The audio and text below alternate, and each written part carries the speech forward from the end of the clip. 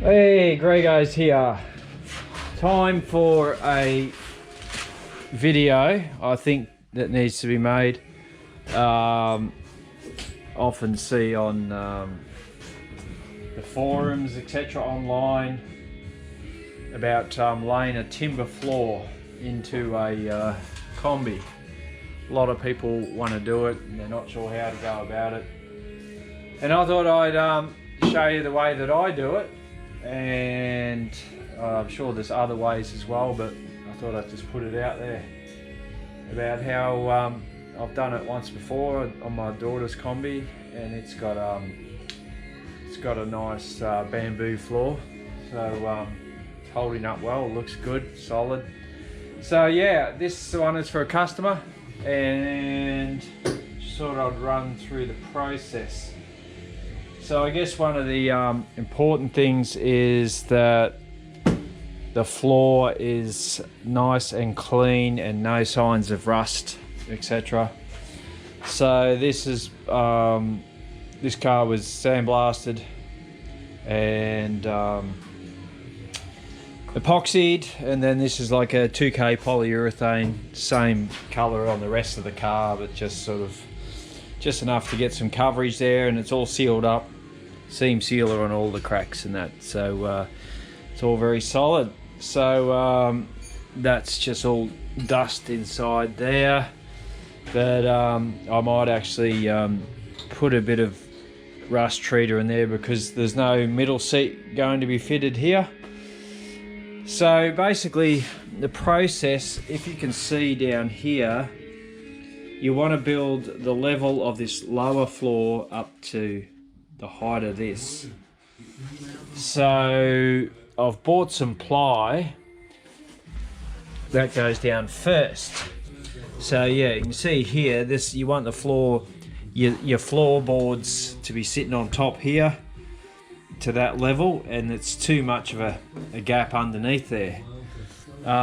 So what I do is, you got to work out where it's higher and then cut the shape out, and the ply sits down on here first. Now I like to put on, you want to be able to remove any work that you do to a car, and for simplicity I like just using a few dabs of silicone to hold. It's certainly not going to rust underneath that, but to hold the ply in place so it doesn't move around. Remember, the ply that we put on it is only like a base on this lower section. So one thing that I struggle with on my daughter's car, which is the first one I'd done, was she was having 2 rows of seats, and that is difficult to measure these out where the seat bolts go. So if you want a timber floor and the seats, then you need to get all those measurements right first.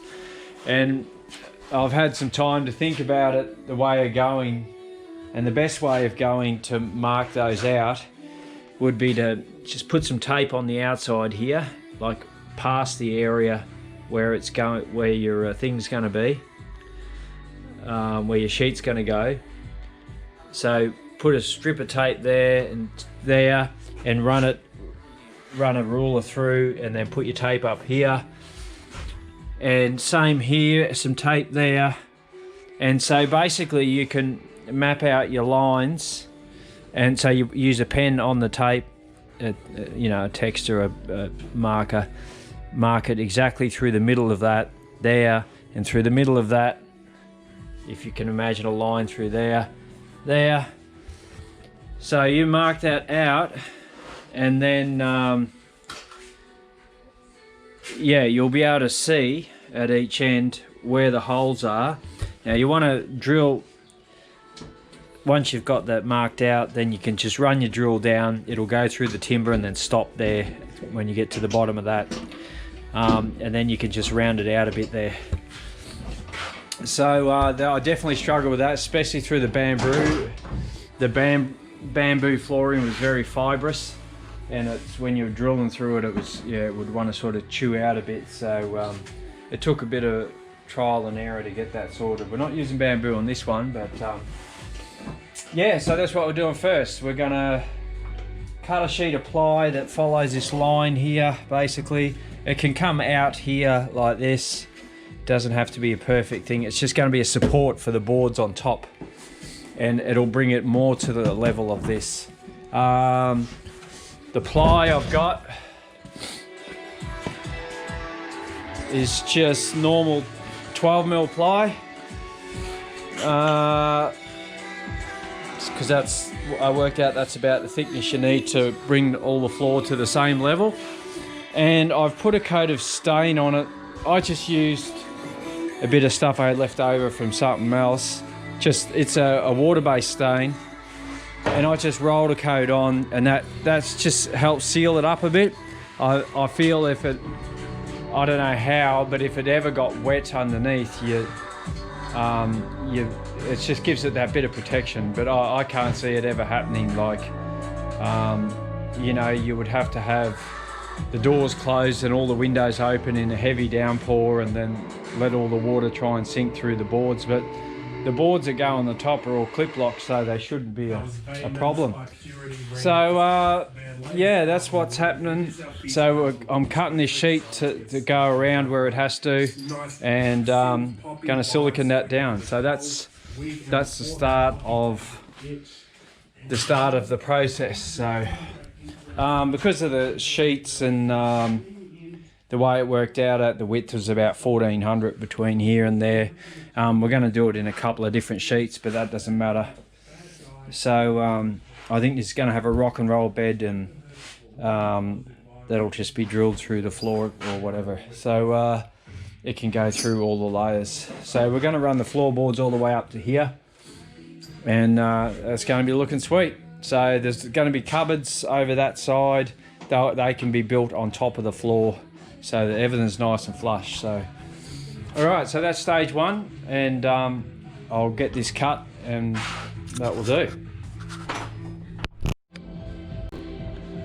All right, we've had a bit of a malfunction with the camera. When I thought I had stopped recording, it was recording, and so it was lying on the back on the parcel shelf up there for like half an hour, recording nothing except us talking.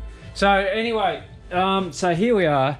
So this is our 12mm ply that's been coated with just a bit of stain to possibly make it a bit more waterproof.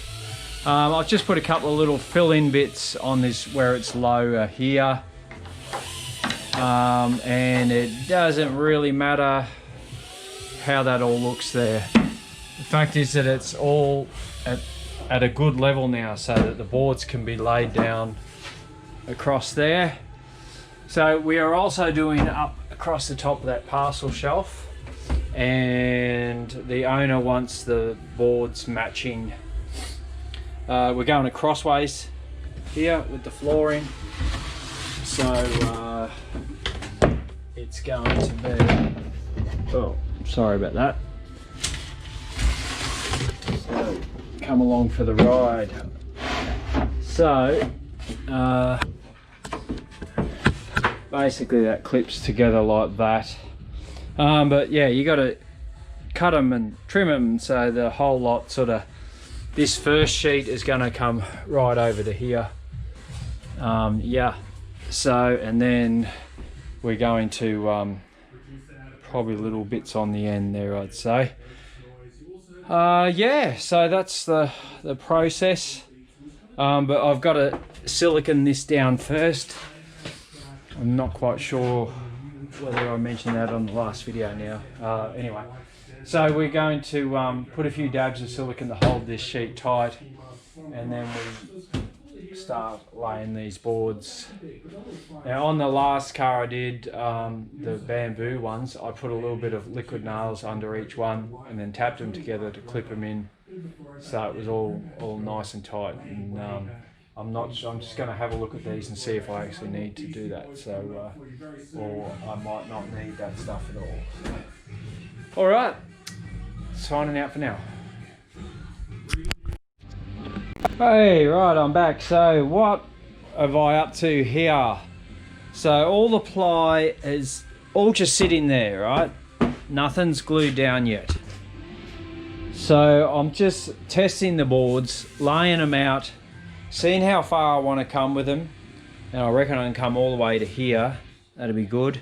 And then we can make a nice little aluminium or stainless sort of lip to cover that edge, just so that nothing gets caught or goes underneath there. So just they're not clipped together yet. They're just sort of sitting roughly in place.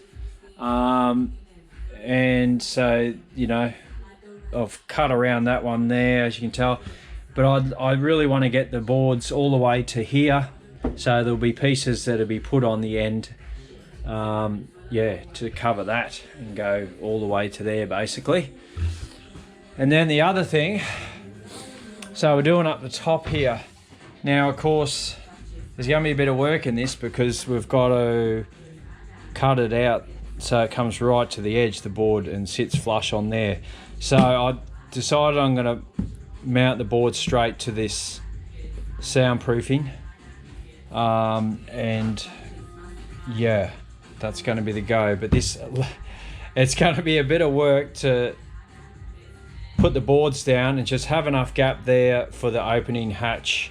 And I guess I'm going to have a cutout for these, so you can, the mechanic, or well, it's even handy for anyone to be able to get access to the top of the motor. So that might have to be the way. Yeah, so that's gonna be a little bit tricky because we're gonna have one board there with that shape cut out. The next board will be here, and you know, like that. But because we want the hatch to open still, it's going to have a cut through there, and obviously a cutout for the handles. I can't think of any other way that makes that workable. So yeah, so if the owner was, you know, if she was happy to sacrifice having that access there, then you could just lay the boards over the top and that would be fine. But those engine hatches can be super handy for maintenance, so I would be cutting around it, but we might, I don't know. It's going to be tricky to make that look good. You're going to have the floor smooth and locked like down there, and then you're just going to have two little handles, like cutouts for the handles. Maybe we can have some pull-out pieces or something that fit in there, so you can only just see a faint square. We will work it out. We will make it look good. So you can see this one here, how I've marked out that line, and that's where the board's going to be cut off. I've got some measurements there, so if I cut this, we're just using a cheap jigsaw and just follow that line, then this should just plonk into place, and the next board should be perfectly lined up if all goes well. So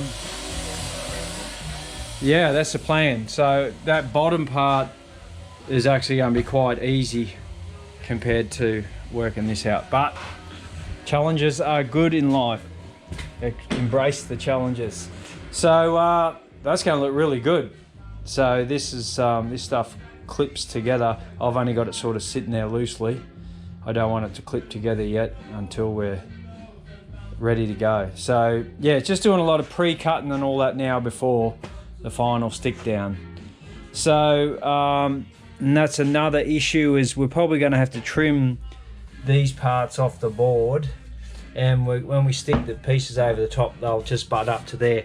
And the front of the rock and roll bed is going to come across here, so you won't see the join there anyway, but at least it'll be all the same level. So that's the plan. Righto. Right, so a job like this sometimes throws a few challenges your way.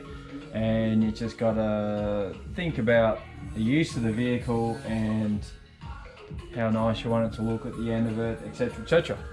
So one of the issues we've got here is removable engine panel, and the thing is that that's super handy to have, so we want this to still be usable. But how do you do that and have a nice smooth floor over it? Well, what we're going to do is have a fixed piece on each side, like so. That first one is there. In fact, we're going to come out a little bit further, because there's a row of cupboards coming along here, and they're going to come out to 250 mils. So we're going to have a strip here that will be fixed as well under the cupboard, so that will be fixed in place. But another thing that we've got to look at is that we've got to have everything the same height. So we need a sheet of masonite. We don't want to use a 12mm ply. We don't want to build it up super high across here. So we'll put the masonite across the top, and including underneath the fixed bits. So basically we're going to have a fixed piece on each side coming down, and then a panel that lifts up. The boards will be glued to the panel, and it will just slide out the back here. So we need it to make sure that it comes to, you know, because the cupboards are coming over on this one side to 250, I'll run that right through to here. So the board will go from here to about here, and we'll slide out. Full access to that. Happy days. Something like that. So yes, we called the owner and discussed it, and that is the plan. So that's the way to go.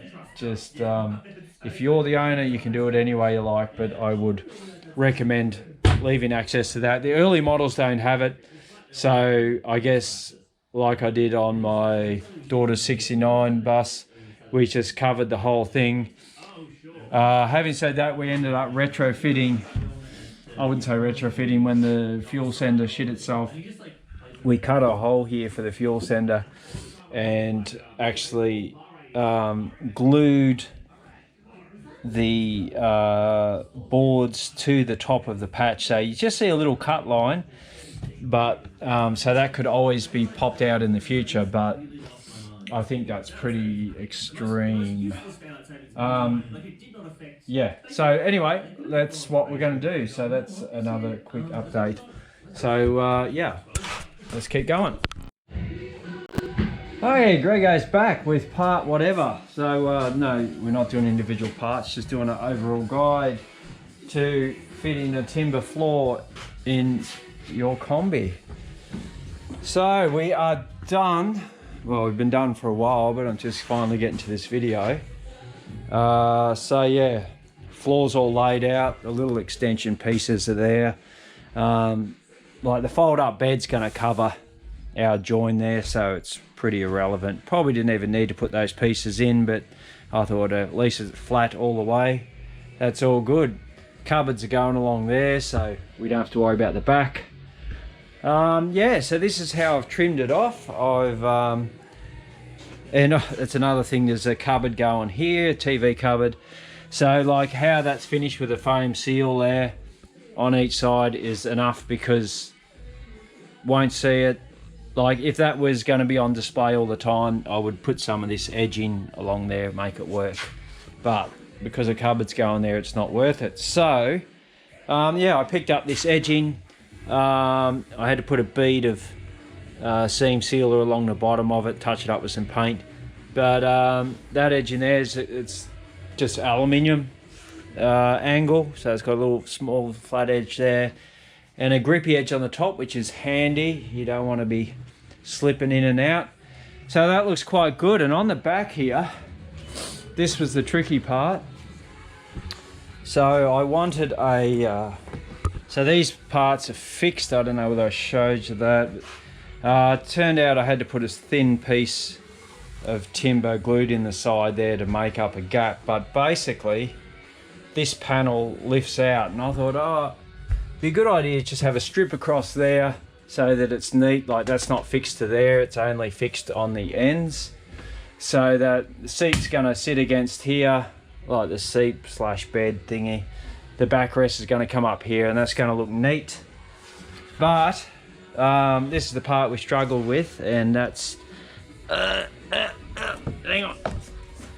So that's pulls out like so. I'll just lift it out completely.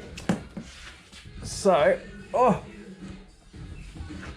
so now we still have access to our engine hatch that can be popped up. That's all soundproofed around it. Yeah, as we found out, we couldn't have the soundproofing on the top edge of it because that actually sits higher.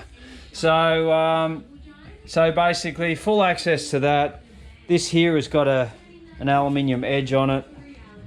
So, hang on, I'm just gonna lay down, hang on. Just ignore that. So, it just, there you go. That just slides in like so underneath that strip and then down. Then you just gotta give it a, facing the wrong bloody way. So yeah, that's slid in under there. Give it a couple of whacks and then bam, you've pretty much got a smooth surface. It's got a nice protective edge there so that you're not going to end up with there's no exposed boards or anything like that. So I just put a light coat of sort of like it's like a light grey stain varnish on that to try and blend it in a little bit, but it's pretty good. Timber is not perfect uniform anyway, so with the different shades and all that in it, but I think it looks good. Yeah, so that's how we did it.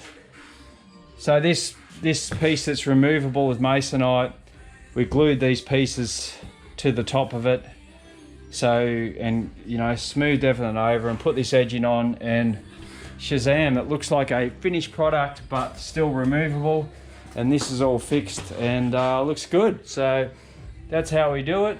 Could be other ways of doing it, but I know this is going to look good and last. So that's all for now. Bye.